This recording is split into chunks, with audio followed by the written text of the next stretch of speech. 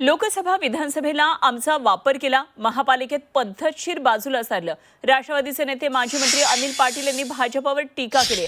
जनता भाजपला जागा दाखवेल असं अनिल पाटील म्हणाले। धुळे महानगरपालिका निवडणुकीच्या पार्श्वभूमीवर शिवसेना शिंदे गट आणि राष्ट्रवादी अजित पवार गटाच्या वतीनं सामूहिकरित्या प्रचाराचा नारळ वाढवण्यात आला। यावेळी खानदेश कुलस्वामिनी आदिशक्ती एकविरा देवीच्या मंदिरात माजी मंत्री अनिल पाटील यांच्या हस्ते प्रचाराचा नारळ फोडून शुभारंभ करण्यात आला। यावेळी ते बोलत होते।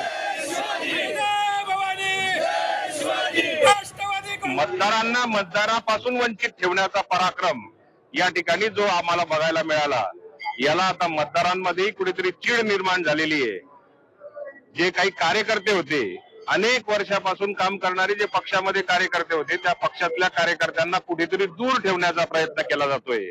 शिवसेनेचे पदाधिकारी असतील, कार्यकर्ते असतील, राष्ट्रवादीचे पदाधिकारी कार्यकर्ते असतील, लोकसभेला विधानसभेला आमचा पद्धतशीर वापर केला, पण आता महापालिकेची निवडणूक आली त्यावेळेला मात्र पद्धतशीर आम्हाला बाजूला ठेवण्याचा जो प्रयत्न केला गेला, याचं प्रत्युत्तर जनतेतून सुद्धा मिळेल आणि आता मला असं वाटतं की उमेदवारांच्या विजयामधनं सुद्धा मिळणार आहे।